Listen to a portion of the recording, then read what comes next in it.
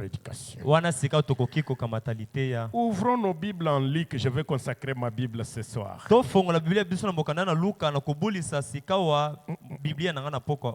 Une Bible neuve vraiment donne même le goût de la lire.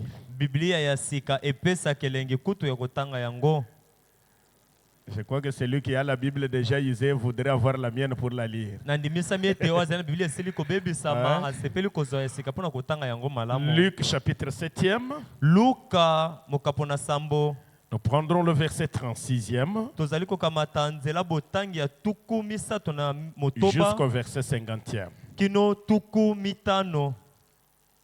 Un pharisien pria Jésus de manger avec lui. Jésus entra dans la maison du pharisien et s'est mis à table. Le verset 37e. Et voici une femme pécheresse qui se trouvait dans la ville. Ayant su qu'il était à table à la maison du pharisien, apporta un vase d'albâtre plein de parfum. Et s'étant derrière au pied de Jésus, elle pleurait. Et bientôt elle lui mouilla les pieds de ses larmes. Puis les essuya avec ses cheveux, les embrassa et les oignit de parfum. Le pharisien qui l'avait invité, voyant cela, dit en lui-même, si cet homme était prophète, il saurait qui et de quelle espèce est la femme qui le touche. Il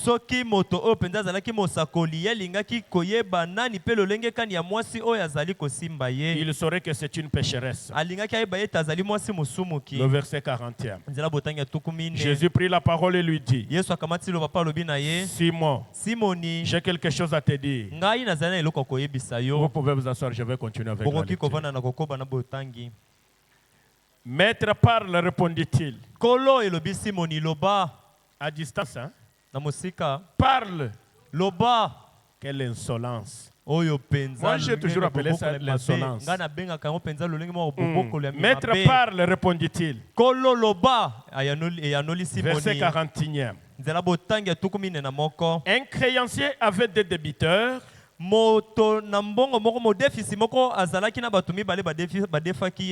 L'un devait 500 deniers et l'autre 50. Moko asengelaki ko futa ye ba palata mitano msusu tuku mitano. Comme il n'avait pas de quoi payer, il leur remit à tous deux leurs dettes. Kasi lokola bangomi bale bazaki na loko ko futa ete ye ayebisi bango ba futa ete. Lequel l'aimera le plus? Na bangomi bale nanyango akolinga ye mingi koleka. La lecture est longue pour que les autres nous rejoignent.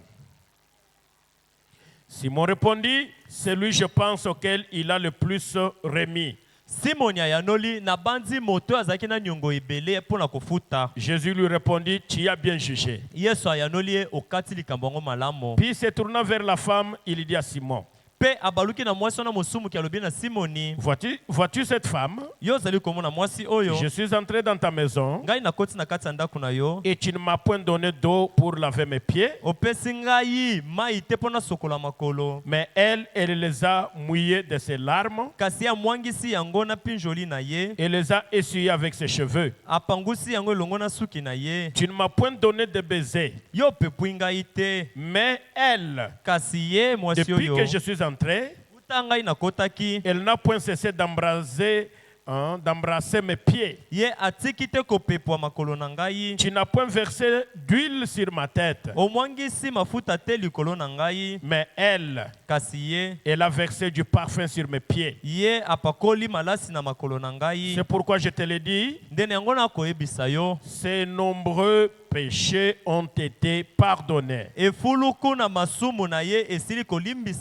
Car elle a beaucoup aimé. Soulignez bien, car elle a beaucoup Mais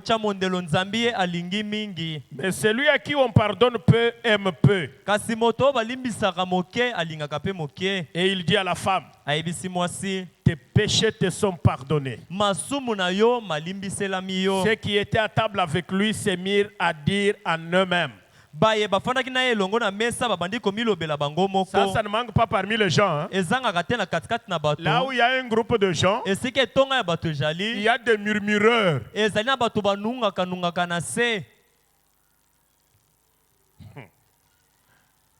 Qui est celui-ci qui pardonne même les péchés? Écoutez le verset 50e. Mais Jésus dit à la femme, ta foi t'a sauvé. Va en paix. Que Dieu bénisse la lecture de sa pure parole. Frère Branham a pris cette écriture que nous venons de lire. Il a prêché un sermon qu'il a intitulé l'orgueil. C'est ça notre sujet que nous introduisons ce soir. L'orgueil. Je crois que c'est un sujet qui va étonner plus d'un. Mais c'est la parole de Dieu. Tout ce qui est enregistré sur la bande magnétique, c'est la parole révélée de l'heure.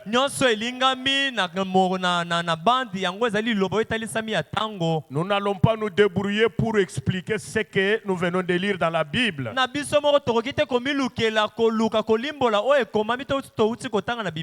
Mais plutôt nous allons répéter, rejouer la bande pour que l'interprète de la parole écrite, dans sa propre vie, puisse nous dire ce que ça signifie.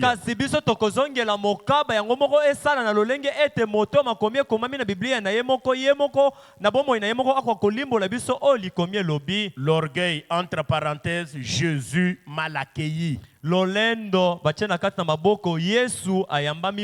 C'est un sujet très très important.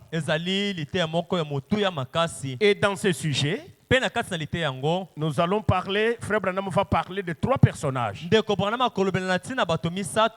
premier personnage, il est appelé Simon le pharisien. Un grand docteur parmi les pharisiens. Un homme riche. Simon le pharisien. Il est l'acteur de ce sujet même. Le deuxième personnage, c'est celui qu'on appelle le laquais. Il était serviteur de Simon le pharisien. Il est appelé laquais. C'est le deuxième personnage. Le troisième personnage, c'est la femme prostituée. C'est elle qui est le troisième personnage. Je crois que quand nous allons décortiquer ce sujet, chacun pourra se classer de son côté et il comprendra ce que je voudrais dire.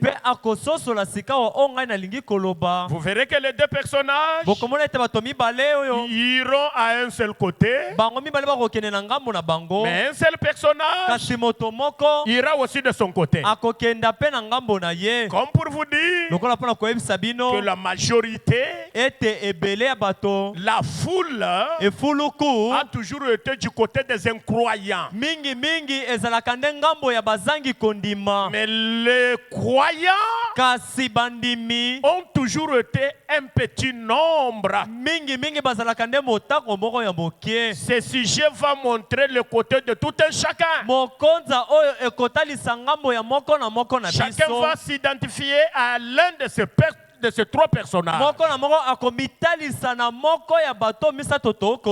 Je crois que la façon dont Frère Branham va interpréter l'orgueil sera différente de la façon dont nous connaissons le mot orgueil. Effacez de vos têtes la connaissance du mot orgueil que vous avez, que vous avez peut-être appris à l'université, à l'école et que sais-je encore. Mais ce soir, vous allez partir avec une connaissance différente de celle que nous avions du mot orgueil.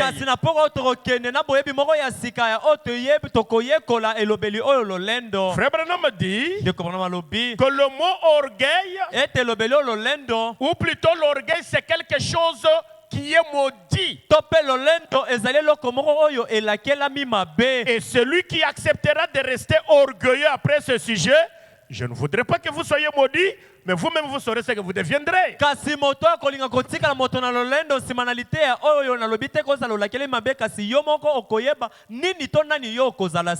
Il le dit dans le même sermon, l'orgueil. Prêché le 7 août 55. Je suis au paragraphe 17e. Je ne voudrais pas y aller avec une rapidité accélérée, mais je voudrais que je parle lentement pour que chacun puisse piger quelque chose.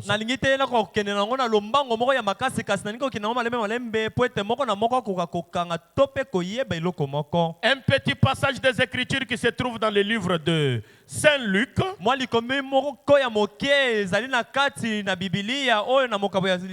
de toute ma vie, depuis que je prêche, je n'ai jamais abordé ce texte auparavant de toute ma vie. C'est un nouveau texte que je n'ai jamais essayé d'aborder.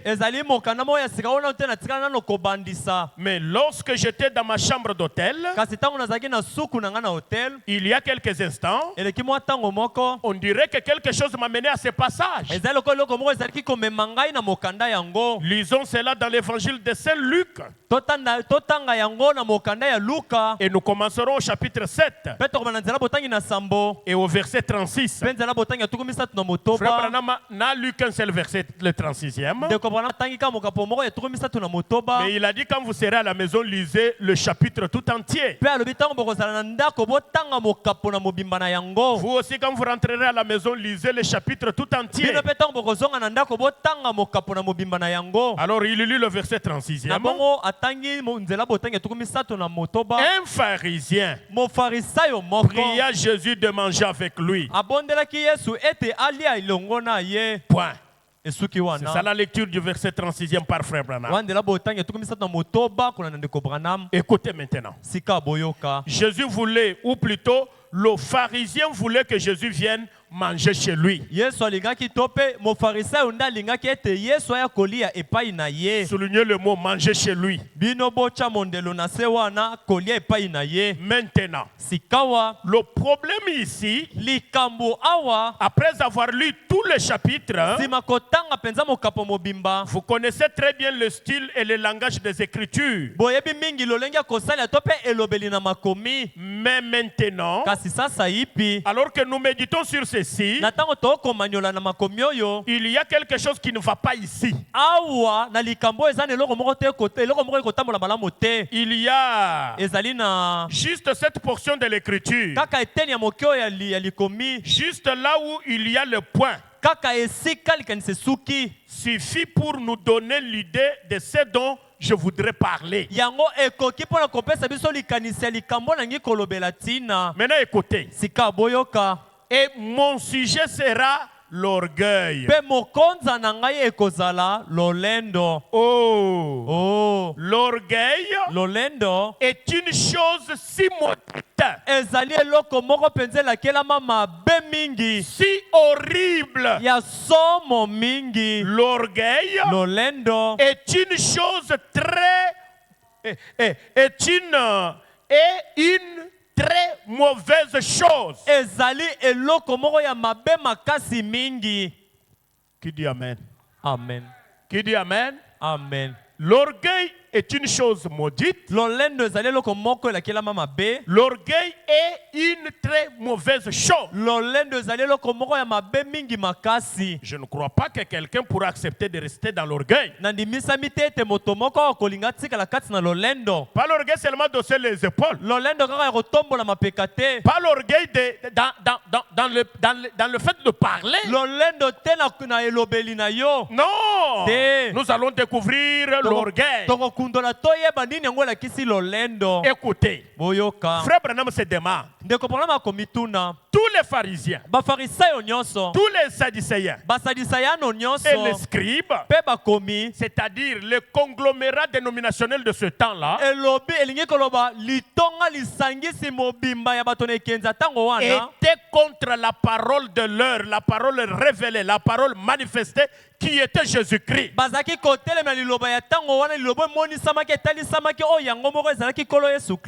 Ils ne l'aimaient pas. Ils le haïssaient. Frère Branham se pose la question. Une question légitime. C'est lui-même qui va répondre à cette question-là. Mais comment se fait-il que Simon, le docteur des pharisiens, eux qui haïssaient Jésus parce qu'ils taillaient en pièces leur dénomination, leur credo,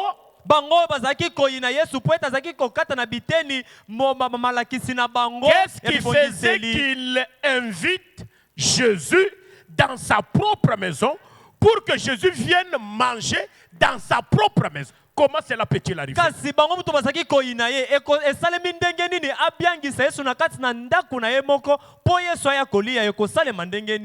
Lisons cela au paragraphe 18e dans l'orgueil. Et on va sauter pour le paragraphe 22e. Écoutez ce que la Sainte Bouche dit. Mais voilà que cet homme de Simon voulait que Jésus vienne chez lui et qu'il ait qu'il soit son convive.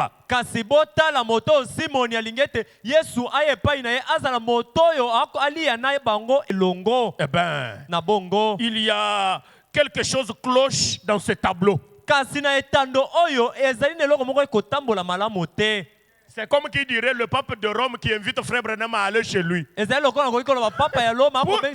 pour aller, mais aller manger. Et d'ailleurs, sachez que quand Frère Branham a voulu le voir, le pape bien entendu, et qu'on lui a donné tout ce qu'il faut faire quand vous êtes devant le pape, qu'il faut tomber à genoux, et qu'il faut baiser sa bague. Frère Branham m'a dit déchirer le document de la visite. Je ne fléchirai jamais les genoux pour une créature. Amen. Amen. Comment Simon peut inviter le Seigneur Jésus? Parce que Simon et tous les restes ne pouvaient pas croire la parole que Jésus avait amenée. Quand nous voyons une fillette qui est tout le temps derrière grand-mère, une fillette de 6 ou 7 ans, être derrière grand-mère, il y a quelque chose.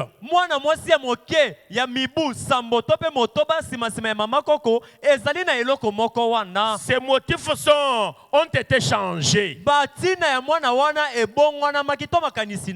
Eh bien, généralement, une fillette de 6 ou 7 ou 8 ans aimait s'amuser, jouer avec les petits enfants de son âge.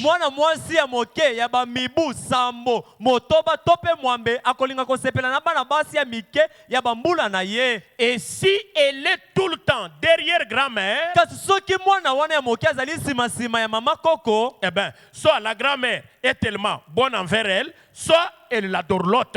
tope mama koko ye azali malamu epai na ye tope alengelaka ye. Ou plutôt elle est la petite chouchoute de grand-mère. Tope ye azali mwana yo mama koko alengelaka mingi palingaka kozala na ye. Ou peut-être on ne sait jamais. Grand-mère peut avoir un sachet de bonbons quelque part, la voyez.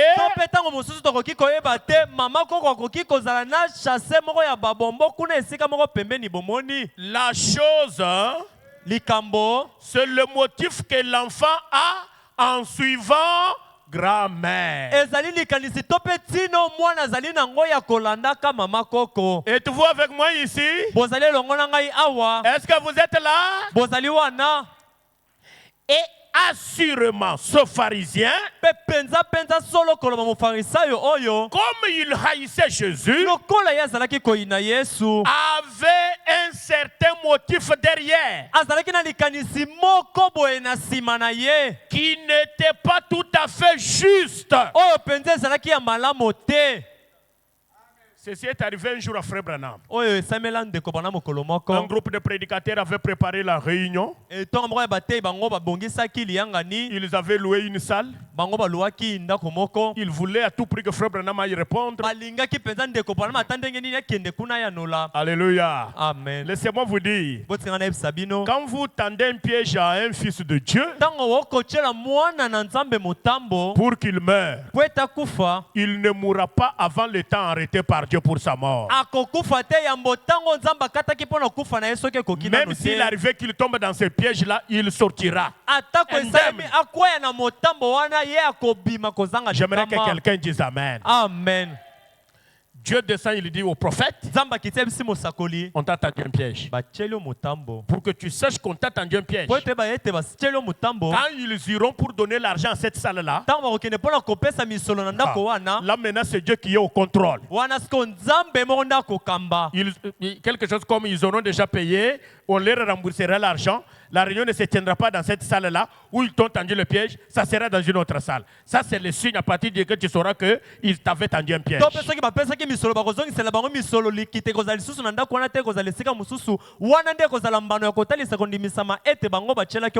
vous voyez quelqu'un qui ne vous aime pas, quelqu'un qui n'est pas avec vous, par moment il cherche, avec, je ne sais pas, avec, vous comprenez.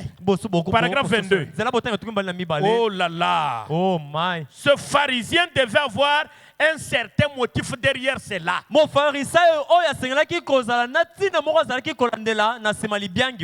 Maintenant, Frère Branham veut d'abord nous faire signifier ce que c'est le mot pharisien. Si nous connaissons ce que c'est le mot pharisien, nous saurons ce qu'il va faire vis-à-vis de la parole.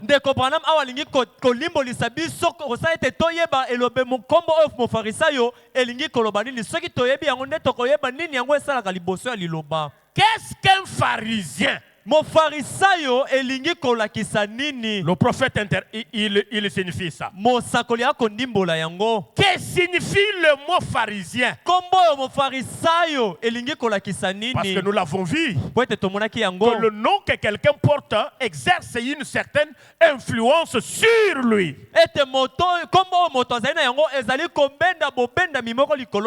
Voilà pourquoi le prophète dit, si vos enfants portent le nom de Elvis, Ricky et autres là, changez-les rapidement.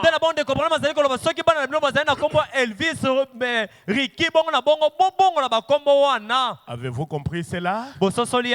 Le nom exerce l'influence sur vous. Qu'est-ce que signifie le mot pharisien? Nous n'utilisons pas très souvent ce mot dans le Kentucky. Ce mot pharisien, que signifie-t-il? En grec, cela signifie un acteur. Très bien interprété. Une star. Un vedette. Ou une vedette. Voilà le mot pharisien. Dites amen à l'interprétation du mot pharisien. Amen. Pharisien signifie acteur. Quelqu'un peut dire, oh frère Kalonji, moi je ne suis pas pharisien. Moi j'écris la parole de l'heure. Vous pouvez être à la parole étant pharisien. Parce que le mot pharisien signifie acteur. Un acteur. Applaudissez. Oh non, non, non. Les pharisiens sont les dénominationnels. Eh? Frère Branham. Branham. Béni soit le nom du Seigneur. Un acteur. Quelqu'un qui fait une mise en scène. Oh, je déteste cela. C'est pourquoi ne mettez pas les enfants devant l'écran en train de jouer les sketchs de... Quels sont les noms des gens qui font des sketchs ici? Parce que je ne peux pas vous citer les noms. Ah, ça. Et qui encore? Les enfants, toute la nuit, devant l'écran. Ça. Vie de loin. Vie de loin. Vous maudissez les enfants. Vous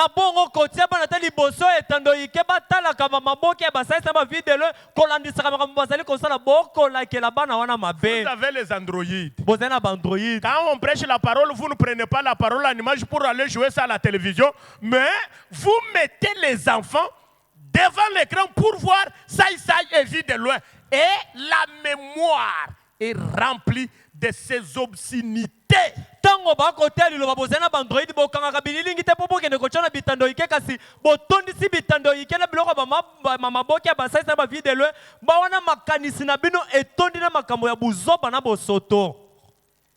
Quelqu'un dit amen à la parole.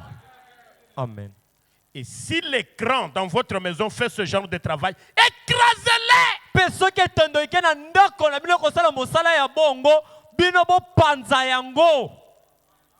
La télévision est une malédiction quand elle fait voir aux enfants les acteurs, le metteur en scène, les saïsaï et que sais-je encore. Écrasez ça.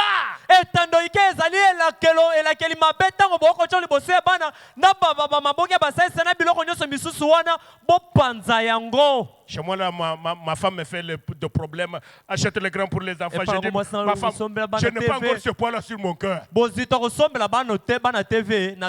le grandissent, tu dis, ce sont des primitifs. J'aime que mes enfants soient primitifs.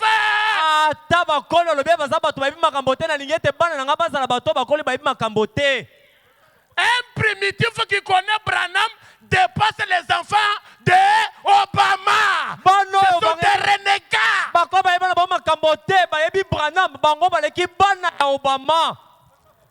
Je n'ai pas entendu amen. Hein? Amen.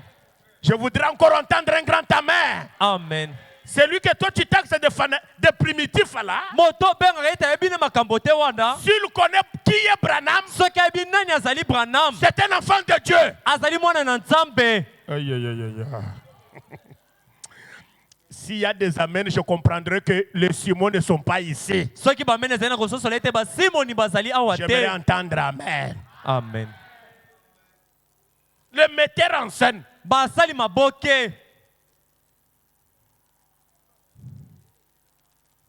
Vraiment dit, oh, je déteste cela.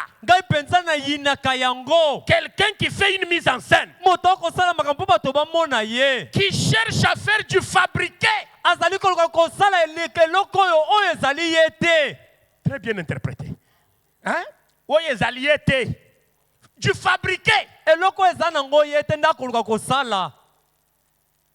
Dites amen. Amen. Comme nos sœurs. Il y a une chose qu'on appelle fond. Quand la femme applique le fond sur son visage, elle devient... Je ne sais pas, je ne parle pas de serre d'ici. Quand vous la regardez, je ne sais pas comment ils appellent ça, karashika. des mots, un visage d'un démon. Il y a des Vous dites un singe. Le fond. Fond de teint. Pardonnez-moi, je ne sais pas si l'ancien supporte le fond ici. Vous connaissez le fond, non? Vous connaissez le fond?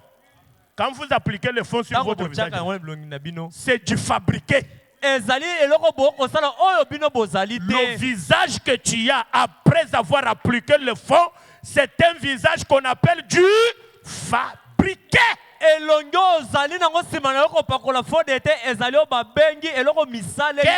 ou celui qui n'est pas pharisien, dis un grand amen.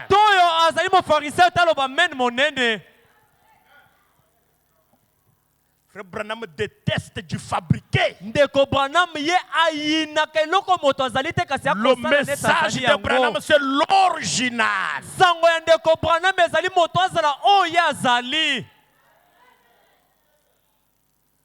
Vous ne pouvez pas demander à un cochon de vous fabriquer de la laine.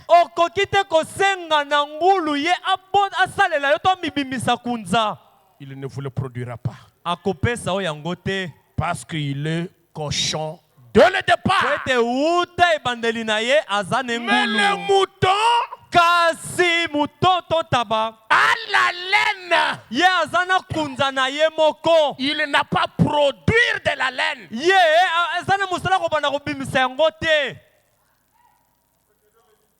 C'est ce qu'il y a à l'intérieur de vous qui se manifeste à l'extérieur. Si à l'intérieur il y a la haine, elle sort. La mise en scène. Du fabriqué. Qui est-ce? Pharisien.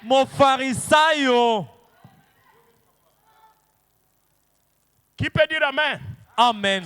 Qui peut dire amen? Amen. Autrefois, j'avais voyagé. Je reviens. J'ai trouvé dans l'église toutes les têtes de serre. Un peu bizarre là.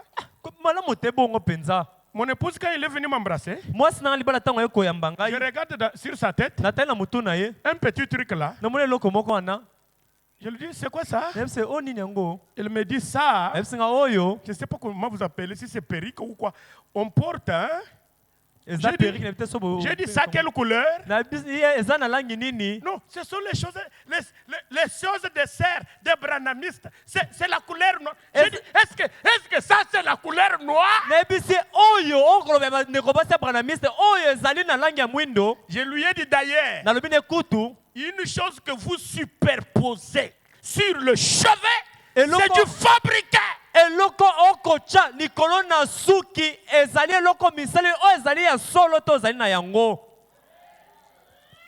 Parce que si la femme du pasteur, dès qu'elle fait une chose, elle donne le ton aux sœurs. Et si le pasteur n'est pas un homme fait,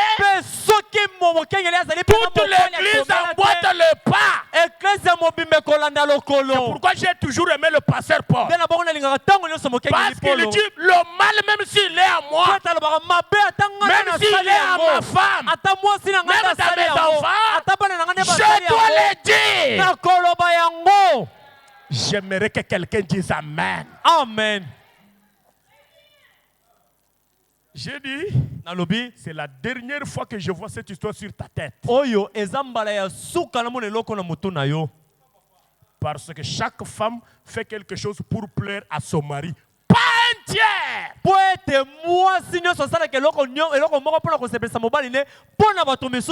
Si une femme fait quelque chose pour plaire à un autre homme, c'est une femme impédique. Et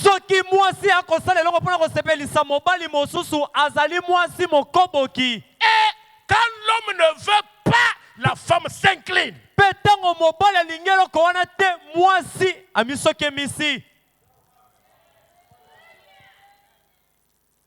Du fabriqué. Je ne vais pas prêcher ça. Le sujet va dire autre chose. Mais comme je suis tombé sur du fabriqué, parlons du fabriqué.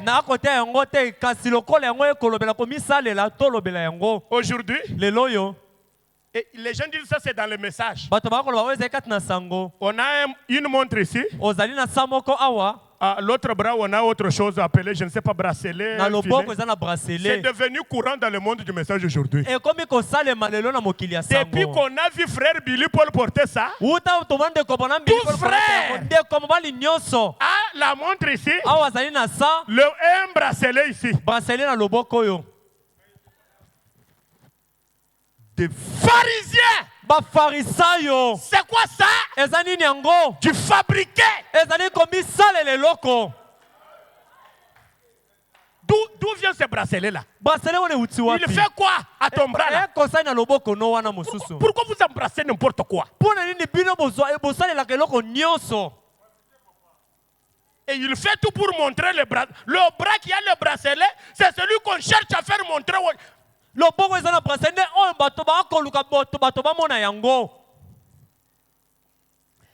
Un jour, j'ai vu un frère dans mon église. Il vient en sandales.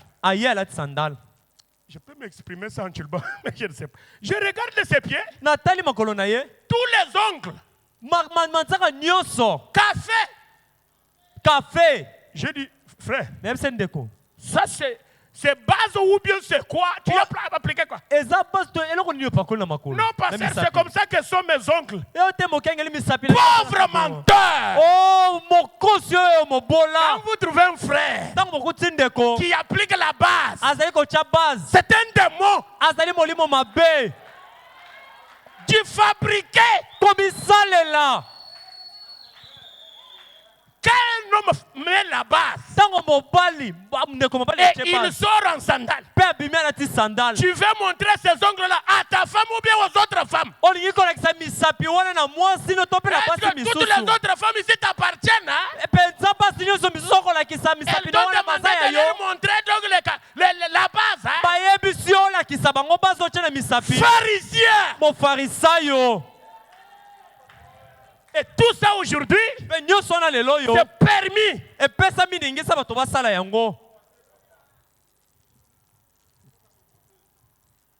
J'ai dit frère, mais je ne comprends pas. Quand vous trouvez un frère qui applique la lotion pour devenir clair, toi tu es noir, tu veux à tout prix devenir clair, ce n'est pas des limitations.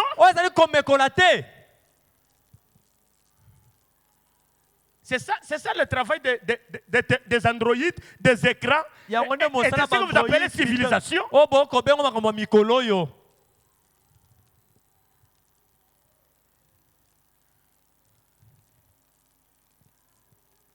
Frère Banamadi, bien des fois, les gens essaient d'imiter les autres.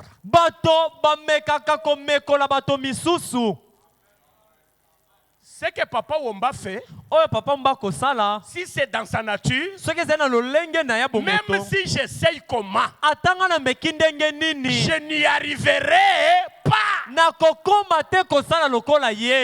L'imitation échoue et échouera toujours. Mais c'est ce qui, surtout dans le monde de prédicateurs. Nous, les prédicateurs, nous irons répondre.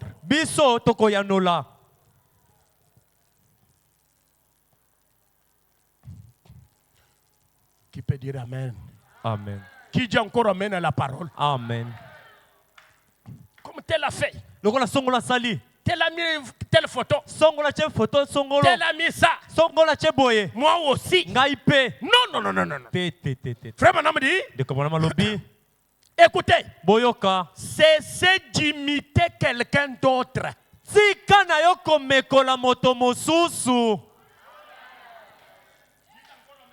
Amen. Je reprends. Et Branham dit, écoutez, cessez d'imiter quelqu'un d'autre et agissez selon vos propres convictions. Et vous vous en tirerez mieux. Qui peut dire Amen? Amen. Frère Branham dit, dans la plupart des cas, quand quelqu'un veut agir sur ses propres convictions, ses amis l'abandonnent. Si vous voyez que vous faites quelque chose, applaudi et accepté par tout le monde, vous ne vous tenez pas sur vos convictions. Parce que vos propres convictions ne sont pas les miennes. Dieu ne se révèle pas de la même manière à deux personnes. Qui peut dire Amen? Amen. C'est la vérité. Frère Branham dit, oh, j'aime ça. Soyez vous-même. C'est vrai. Vous voyez beaucoup de petits enfants aller au cinéma et une fois revenus à la maison, ils veulent agir comme des actrices. Un papa qui laisse ses enfants sortir, il ne sait pas où ils vont, quand est-ce qu'ils vont revenir. Jusqu'à 20h, les enfants ne sont pas là. Vous demandez à papa où sont les enfants. Bon, ces enfants-là sortent souvent comme ça. Hein? Tata oyo azana bana babima kabazonga yebaka te tango nini babima kingonga nini bakozonga tina 20h retourner alobi ah na yebite bana ngo babima na bango kaka bongo. Demandez à la maman, vous entendrez la réponse. Tuna maman okozoyano na yo. Un enfant ne peut pas sortir de la maison mwana kokite kobima na ndako sans l'autorisation de ses parents. Zanga ete baboti ne ba pese nzela. De deux, le parent même doit savoir où il va. Frère Branham va très loin, il dit, vous parents, vous devez choisir même à vos enfants les amis qu'ils doivent fréquenter. Quelqu'un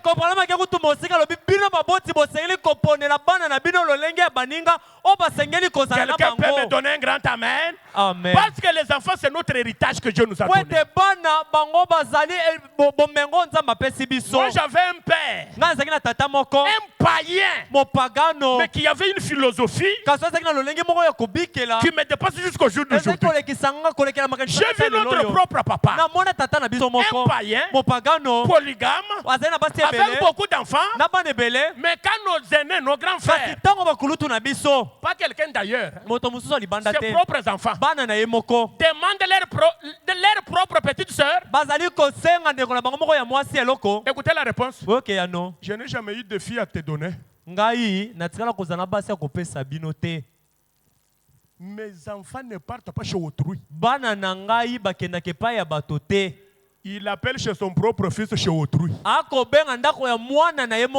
dit, je dois connaître comment ma fille, ce qu'elle voit, ce qu'elle entend, comment elle est éduquée. Un païen qui ne sait même pas qu'il ira répondre pour ses enfants, mais qui fait ça. Mais aujourd'hui, le parent qui savent qu'ils iront répondre pour les enfants sortent, ils partent, ils reviennent. L'enfant est sorti avec un petit téléphone comme ça, il revient déjà avec l'Android. Il est là, où? Mon pagano, yekuto azali mo Kristo te kasi azali kolandela bana kasi bana ya lelo yo mwana mwasi azali kobima na telefone muke akozonga na Android azweli yango wapi? Applaudissez pour la parole. Mon sujet, ce n'est pas ça. Et laissez-moi, quand je tombe sur un point comme ça, que j'en parle. Ils commencent à agir comme des actrices. Honte à vous. À Hollywood, à Los Angeles, j'ai tenu beaucoup de réunions là-bas. Et j'ai découvert que la plupart des gens qui ont grandi dans l'environnement américain cherchent à faire des mises en scène. Écoutez maintenant, frère Branham dit, nous sommes des grands acteurs. Il n'a pas dit ils sont. C'est que s'il dit ça, même nous sommes des grands acteurs.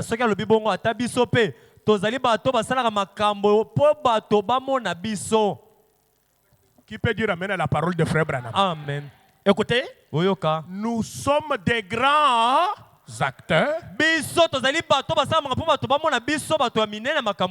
Virgule. Des pharisiens. je verrai qui acceptera de rester pharisien. Nous sommes des acteurs de pharisiens. Pas les dénominations, nous sommes des pharisiens. Non.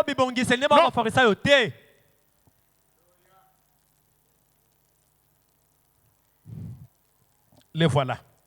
Vous le verrez. Il reste si longtemps devant l'écran. Demande-lui, depuis le matin, vous avez lu la Bible où? La Bible est poussiéreuse. Les brochures où on ne sait même pas là où on les a jetées. On a même le message dans le téléphone, on n'a pas le temps de lire. Mais dès qu'on revient du travail, John, allume vite la télévision.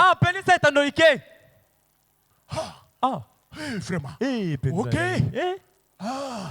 Fati, hein? Fati. Béton. Béton. Pharisien. Dans ta bouche, il n'y a que caméra. Branham a quitté ta bouche.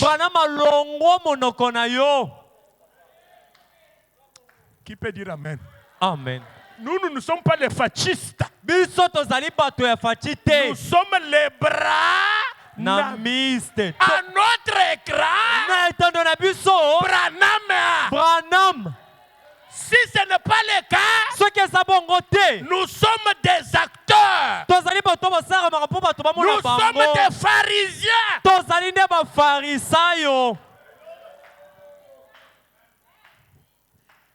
Si vous dépensez l'argent pour acheter l'abonnement de ces histoires, c'est un argent maudit.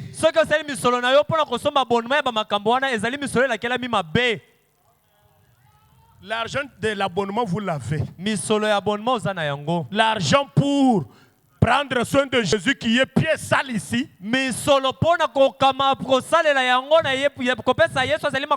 Frère Galonge, ferme ta bouche. Rentre chez toi, musulman. Je ne rentre pas.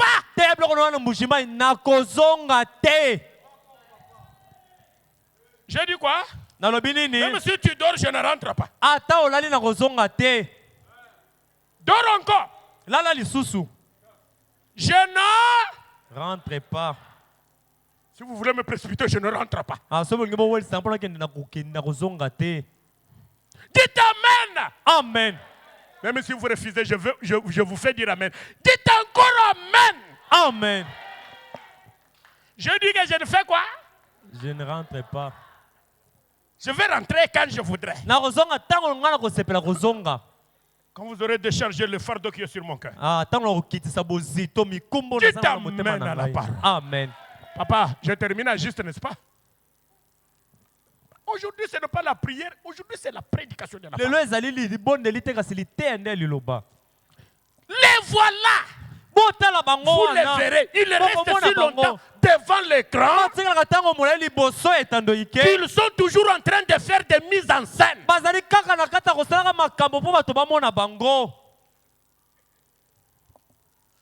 Et Branham dit, Lolake a manqué de saisir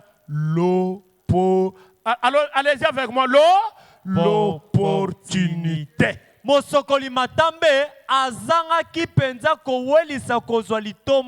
avons dit que dans notre sujet, nous aurons combien de personnages? Répondez-moi. 3 personnages. Le premier personnage? Simon le pharisien. Qu'est-ce qu'il signifie le mot Simon? Qu'est-ce qu'il signifie le mot pharisien? Un acteur. Ou metteur en scène. Amen. Amen. Quand il appelait Jésus, c'est pour faire de lui un objet de divertissement. C'est comme ça que frère Branham dit. Parce que lui-même était acteur. Vous verrez que Simon est déjà écarté, non? Nous allons parler. Il est déjà écarté. Le premier personnage. Le deuxième personnage, c'est le laquais. Pauvre homme. Dieu devant lui. Oh, la révélation.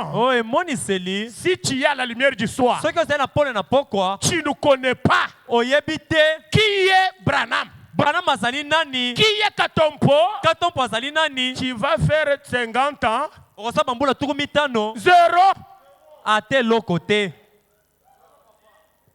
Vous vous fâchez? Pourquoi? Tu n'as pas la révélation. Frère Branham a prêché un sermon qu'il a intitulé Que fais-tu? Vous ne connaissez pas la parole. Que fais-tu? On a dit là-bas. On a dit là-bas. Que fais-tu? Tu te retrouves déjà à la lumière du soir. Tu fais quoi ici? C'est un grand sujet. Tu fais quoi ici? Parmi les 3 personnages, toi tu es quel personnage? Lisons. Le laquais. Je suis toujours dans l'orgueil. C'est par là que je vais terminer. Quand nous terminons, le laquais a fait passer l'opportunité qu'il avait de sortir de cette vie de la misère.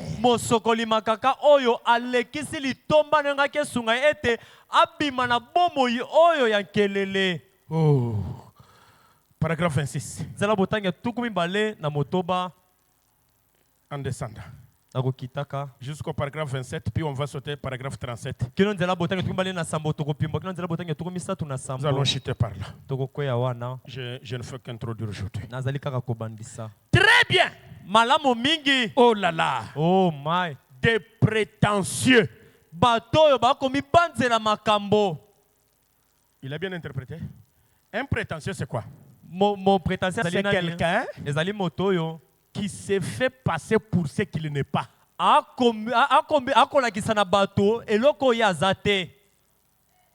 Vous avez compris? C'est un acteur. Il prétend être quelque chose qu'il n'est pas.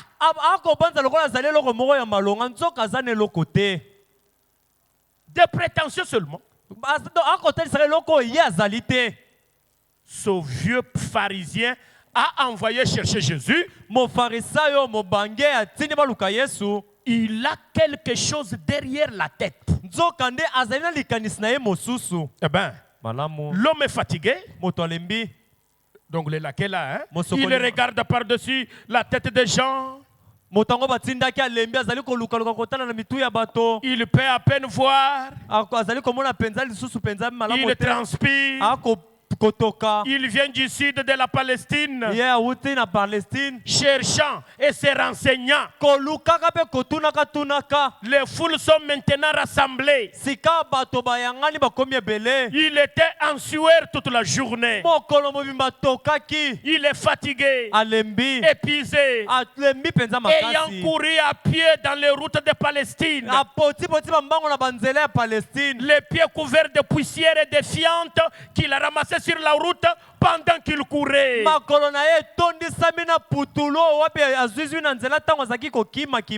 temps en temps, il s'arrête et il prend un verre d'eau. Mais il lève la tête et regarde de nouveau. Et il soupire un peu. Eh bien, je suis très content de le trouver. Après avoir parlé longuement, quelques instants après, là c'est le Seigneur. La foule avait commencé à se disperser un peu. Et il a commencé à s'effrayer le chemin en jouant des coudes. Il a un message. Il avance. Il a un maître du nom de Simon. Un pharisien. C'était un messager. Donc le laquais était messager de Simon vers Jésus. Et il accomplissait donc sa mission. Il devait atteindre Jésus. Un laquais. Comme on les appelait en Palestine. Juste un. Les pharisiens en avaient beaucoup qui faisaient tout. Tous les pharisiens avaient beaucoup de laquais qui faisaient tout, c'est-à-dire tous les travaux. Penser leurs chevaux, entretenir leur jardin et tout, et prendre soin d'eux. Le laquais, on lui payait juste un petit rien. Juste de quoi s'en tirer. Est-ce que vous êtes avec moi? Amen. Mais au lieu de sortir de ça, oh, ça ne dépend ni de celui qui veut, ni de celui qui court, mais de Dieu qui fait quoi? Miséricorde. Paragraphe 27. Et son laquais avait peut-être mis 2 jours ou 3 jours à chercher, à essayer de trouver, parce que son maître lui avait intimé l'ordre d'aller absolument trouver Jésus et de l'inviter chez lui à la maison pour le dîner à une certaine occasion. Je le vois s'effrayer un chemin à travers la foule en jouant des coudes,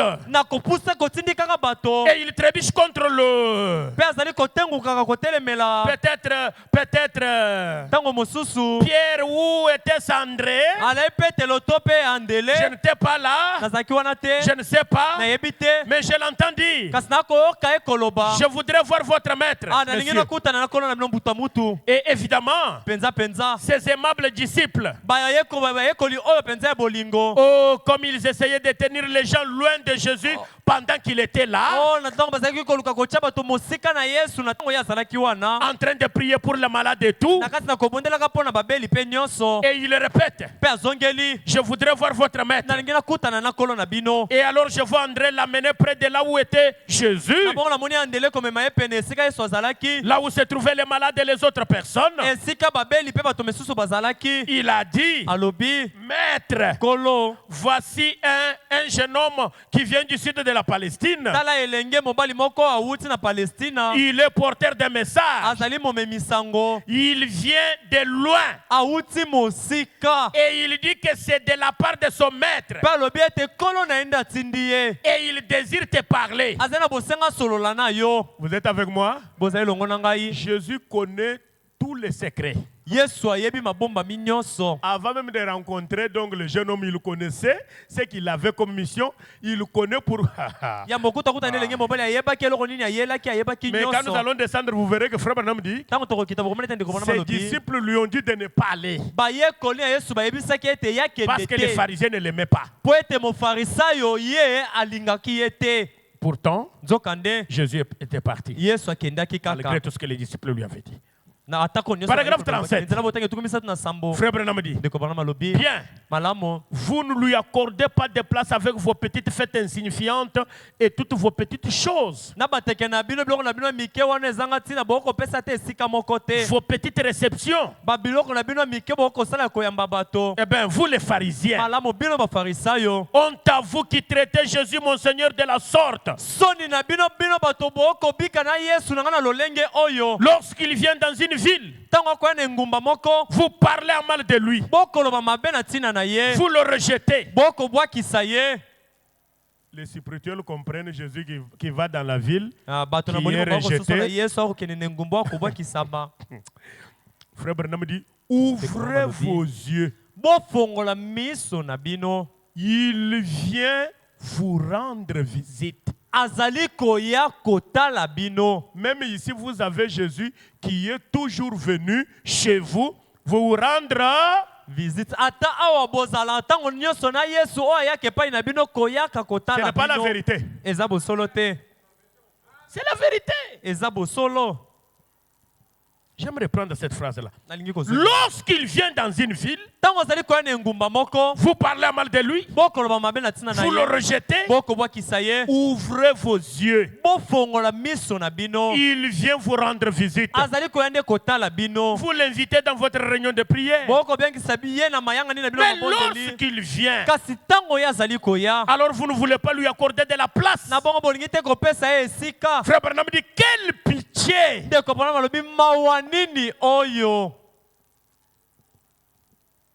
Branham dit, quand vous entrez dans la maison de croyants, la Bible est sur la table. Est-ce que dans nos maisons, les Bibles sont sur nos tables?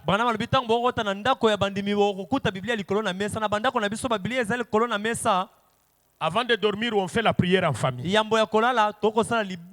Aujourd'hui, l'homme dort à son temps, la femme à son temps. Les enfants ne savent pas que la prière en famille, ça signifie quoi? La Bible n'est pas sur la table.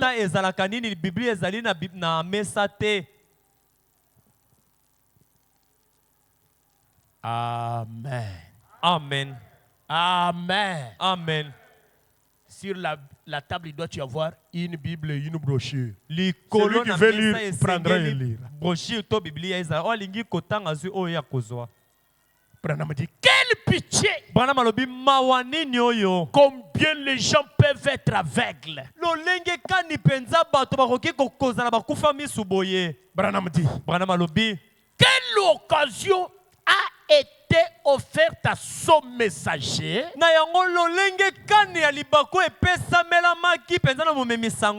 qui s'était avancé jusqu'au pied de Jésus. Lui quand même a eu la chance d'arriver jusqu'au pied de Jésus. Oh, j'aurais voulu être à sa place.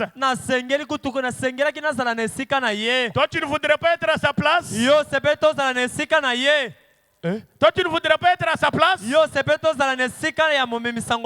Mais ce soir, tu es devant Jésus.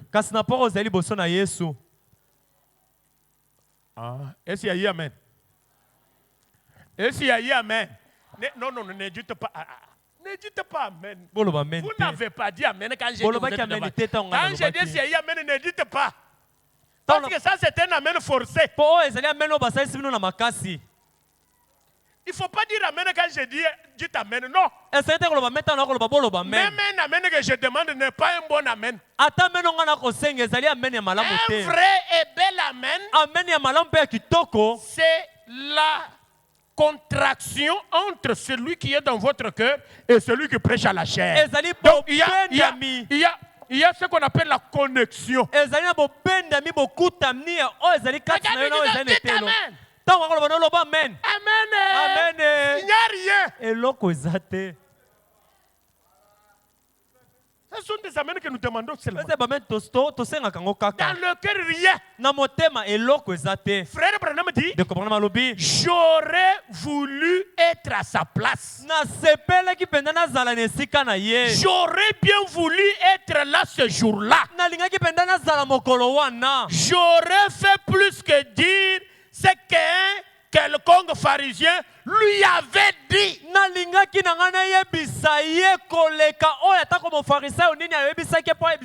Je l'aurais embrassé. J'aurais fait tout mon possible en voyant l'occasion qui m'est offerte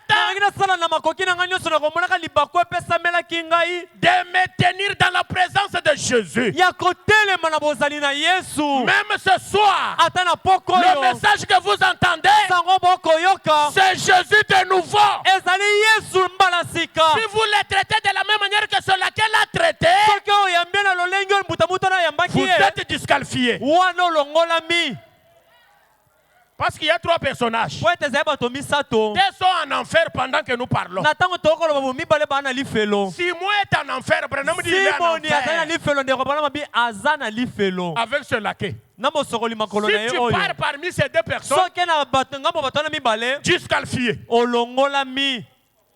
Et d'ailleurs, c'est nous qui avons reconnu véritablement Jésus. J'aimerais que quelqu'un dise Amen. Amen. J'aimerais que quelqu'un dise Amen. Amen. Ceux qui étaient avec Jésus, avant de recevoir le Saint-Esprit. Et s'ils connaissaient que Jésus était Dieu. Parce que le baptême, ils ont su comment baptiser les gens. C'est après avoir reçu quoi?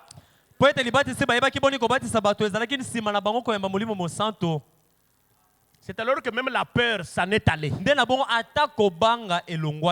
Jésus leur a dit, quand je vous regarde, j'ai tellement de choses à vous dire. Mais vous ne pouvez pas les supporter.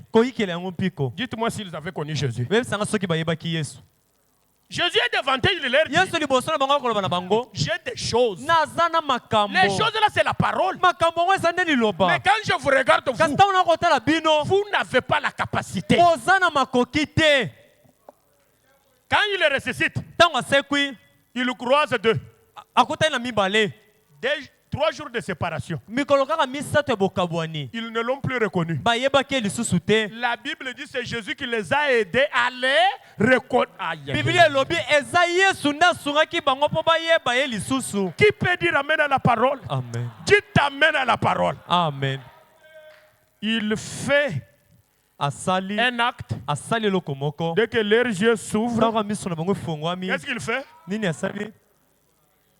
Il est parti. Est-ce qu'ils l'ont connu seulement? Mais aujourd'hui, le Jésus que Pierre et les autres ont prêché là. Parce que Pierre, après avoir reçu le baptême du Saint-Esprit, le véritable Jésus que Pierre et Paul ont prêché, c'était la colonne de feu. Amen. Ce n'est pas le corps Jésus. Qui peut dire amen? Amen. Nous avons le véritable Jésus. Et le Jésus que nous avons, ce n'est pas le corps à 5 cicatrices. Vous les gentils, vous n'avez aucune promesse qui vous dit que Jésus vous apparaîtra. Regardez mes cicatrices. Est-ce que vous l'avez tué? Mais notre promesse, elle est là au-dessus du temple de Dieu. Le véritable Jésus, que les dénominationnels ne connaissent pas, c'est la grande colonne de feu. Quand elle a croisé Paul, elle a changé son nom. Elle pose la question à Saul. Saul, pourquoi me persécutes-tu? Frère Branham a dit, Saul, il avait appris au séminaire levez-vous, que le Jéhovah de l'Ancien Testament, il apparaît la forme réelle dans laquelle il apparaît, c'est la forme de la lumière. Oh, que les enfants de la lumière disent un grand amen. Amen. Mais il n'avait pas encore la révélation. C'est pourquoi quand il a entendu la voix, il a posé la question à la voix. Mais qui es-tu? Écoutez, qui es-tu? C'est on lui avait appris que Jéhovah, le Seigneur là, c'est la colonne de feu. Amen. Lumière du soir, dites amen. Amen. Aïe, aïe, aïe, aïe, aïe. Ce soir, les gens qui vont refuser d'être pharisiens, si vous croisez ce véritable Jésus, la vie va changer. Seigneur, la lumière et la voix me disent quelque chose. Tu es qui? Je suis Jésus que tu mets en prison. Il était en route avec le document qu'on lui avait donné pour aller arrêter les chrétiens. Là, je change de dimension. C'est que Jésus aujourd'hui peut être un homme aussi. Amen. Et j'aimerais que les croyants disent Amen. Amen. Je dis bien Jésus était non. Et s'il alors, Nabongo, si vous faites passer cette occasion, cherchez-nous un cantique chaud. Et leurs yeux s'ouvrirent. Il le reconnut. Paragraphe 196. Je prends le milieu. Le laquelle lui a fait passer l'occasion. Mais je parle aux gens qui ont reconnu le véritable Jésus. Jésus est la colonne de feu. Amen. Jésus parle. Jésus peut être un homme. Je vais voir qui est pharisien, qui est laquais et qui est la prostituée, la semence prédestinée. C'est peut-être la visitation de certaines personnes ici. La toute dernière fois qu'elles auront cette opportunité.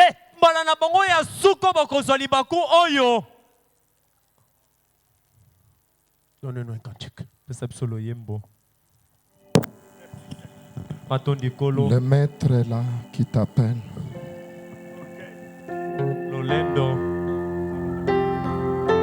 Tokolobele yango na ndambo ndambo na yenga.